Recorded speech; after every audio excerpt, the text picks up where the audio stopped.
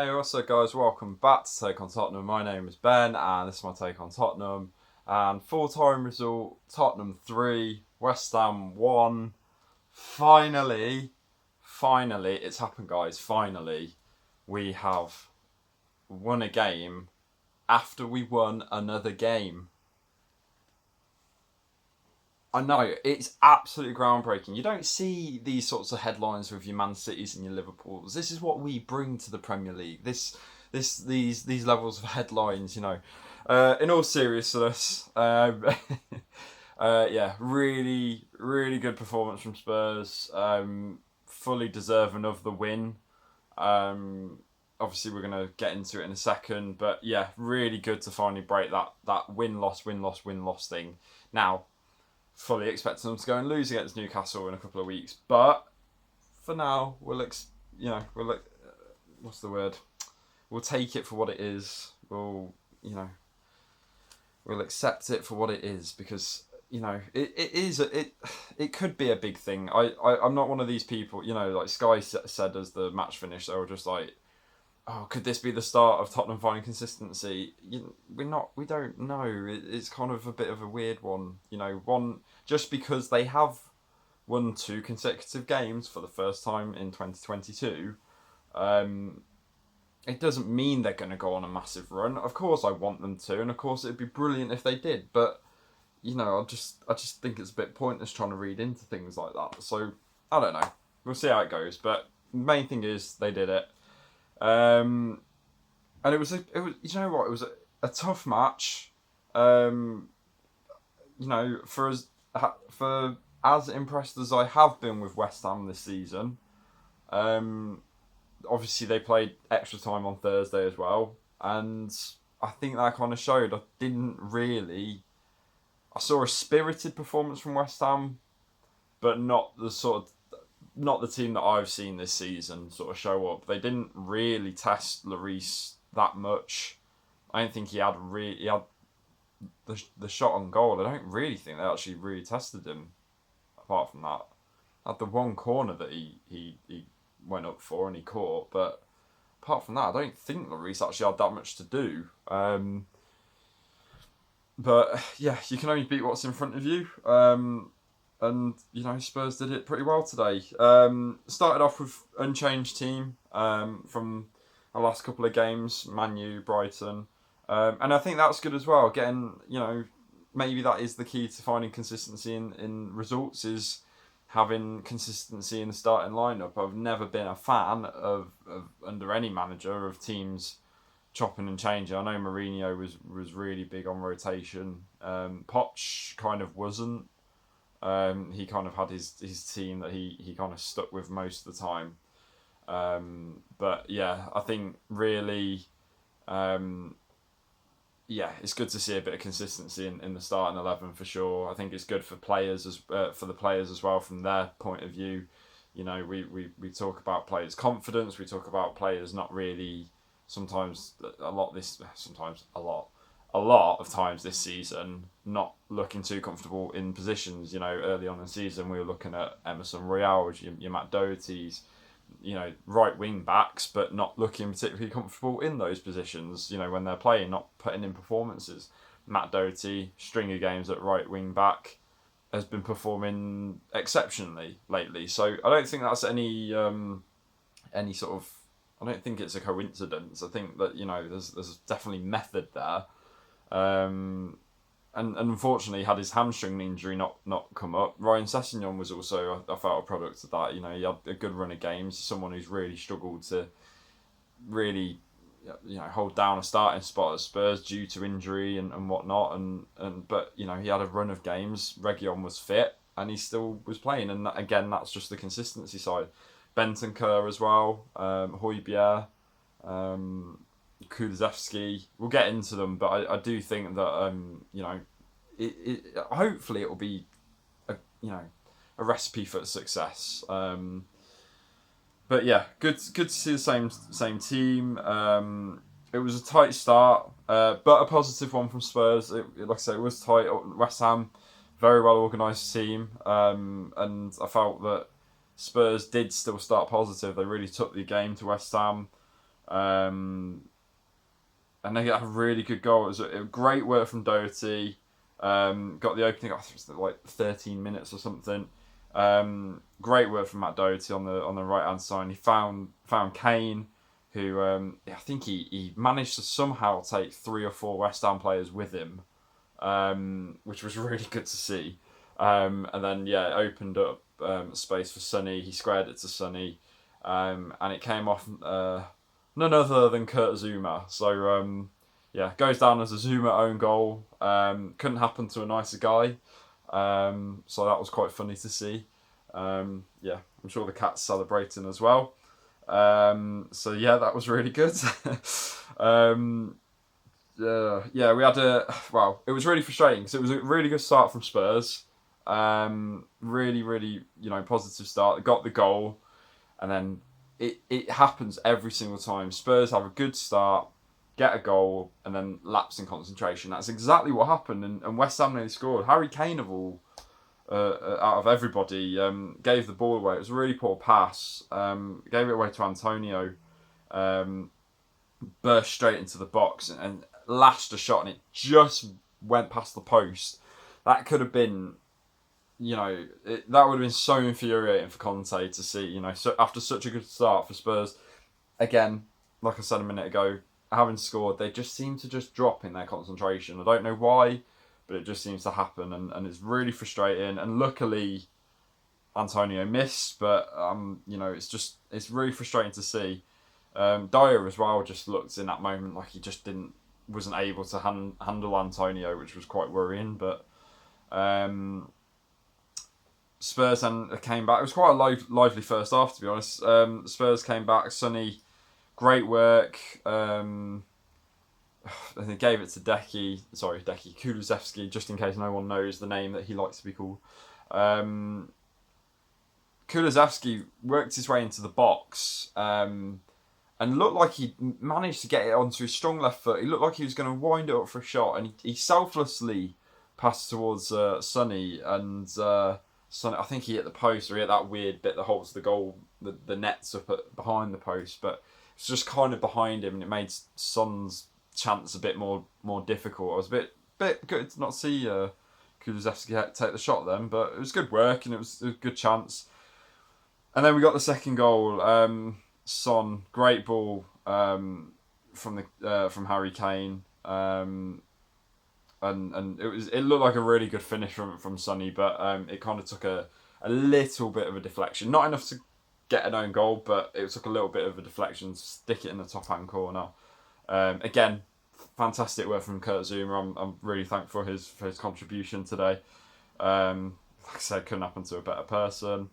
And Spurs kind of in control at that point. West Ham weren't really creating too much, and then there was a bit of a lull in play, kind of slowed down. Both teams not really creating anything, and then West Ham, they started coming forward a little bit more. They got a corner, and then out of kind of nothing, they got their goal. Really frustrating as well from my perspective, and I think every Spurs fan, 2-0 up, hell, even if we went 3-0 up, never 100% certain, because West Ham always do turn up against Spurs. Even if West Ham are playing bad, they'll still turn up against us. And I think everyone remembers that 3-0 to then 3-3 result a couple of seasons ago under Mourinho. So you can never really write them off. And like I said, if you've seen West Ham this season, you know not to. I mean, they pulled at the start in the middle of the game. That they've had the most. I think they're the team that's come back from being behind the most to win. So don't write them off. And like I said, when they got their goal, I was like, oh god, here we go. And it was really frustrating because it was from a corner. Ben Rama, I think Craig Dawson headed it on to Ben Rama, who was completely unmarked. Sonny looked like he probably should have been marking him. Reguilon probably guilty of that too. And he's completely open, and first time volley into the bottom near corner, and he got the goal, and West Ham got their goal back. Frustrating. I don't know why you would have left a player with Ben Rama's quality and marks like that in the box. That to me is really bad. Spurs struggling on set pieces at the minute as well. Market of Ronaldo a couple of weeks ago, when we played United, it wasn't, leaving a player of that quality unmarked. He's been scoring headers for fun most of his career. Need to improve on set pieces, but managed to sort of weather the storm a little bit.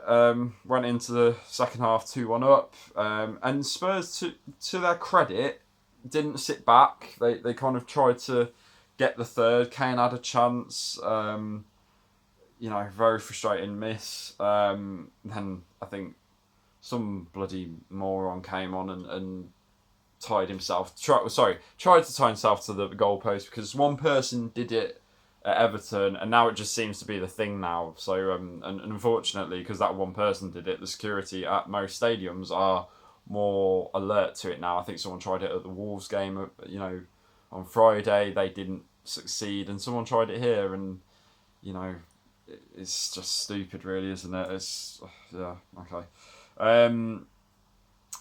We started allowing West Ham to sort of press a bit more, which I'm not a fan of. Kind of inviting the pressure on a little bit.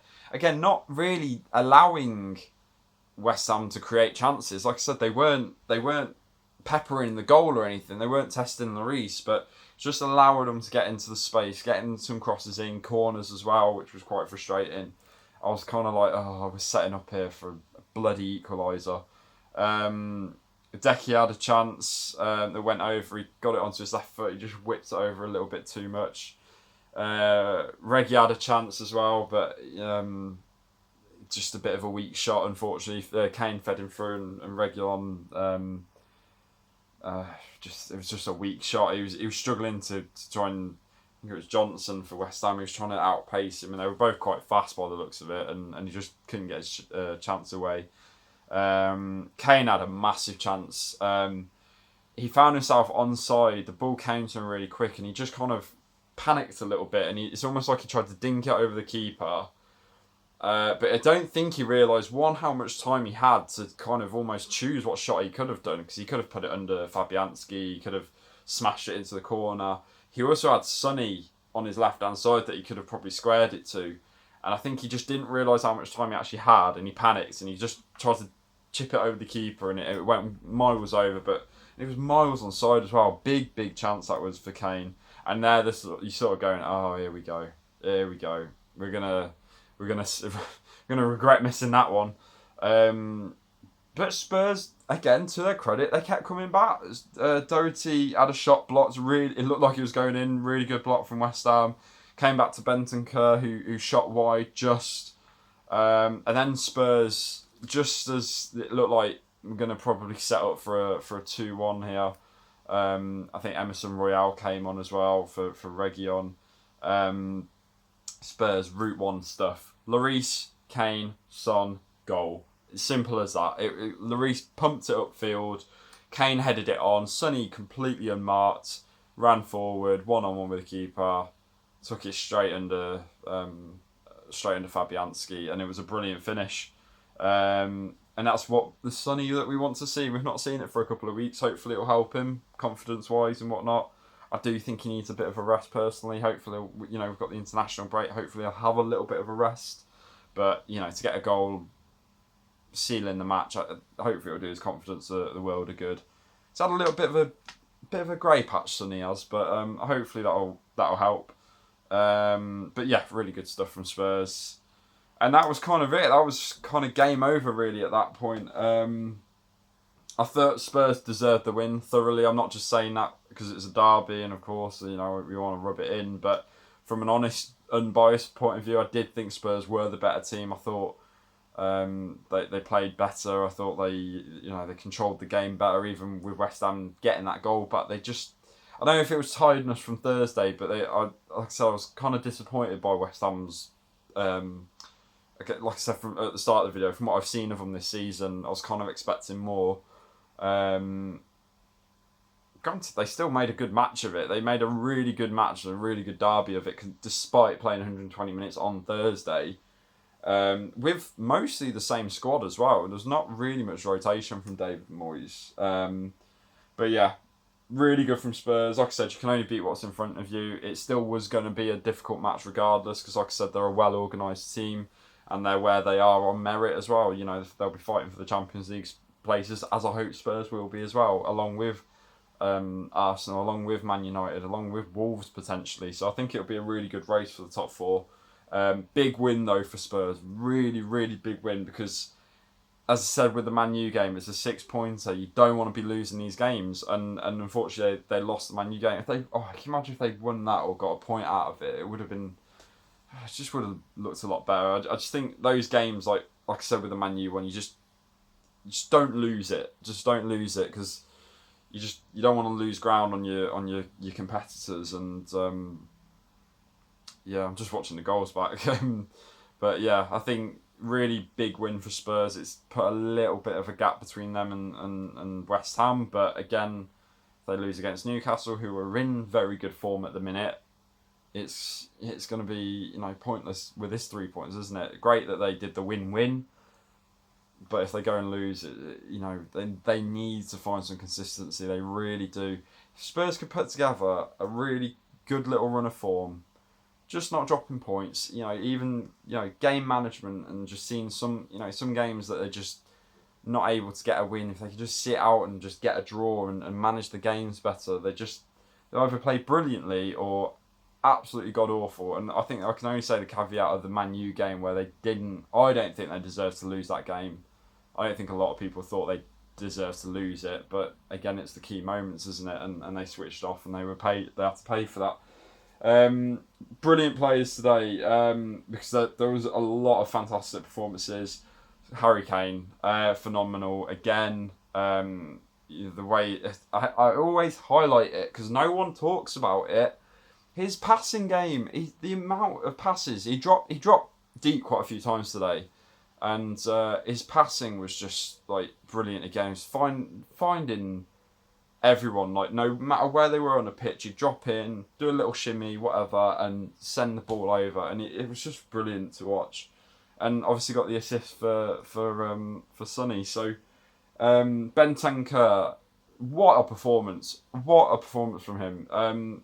There was one moment in particular, I think it was in the first half, I can't remember, but he lost the ball, he managed to get it back, and then I think it was Antonio chasing him. He turned around, everyone thought he was going to lose the ball because Antonio was right behind him like some horror film character, about to strike. He turned around, and then I think he had, I can't remember the other player, but he had another West Ham player, coming straight at him, and he just shimmied out of the way and somehow got that ball away from both of them. And it was just chill.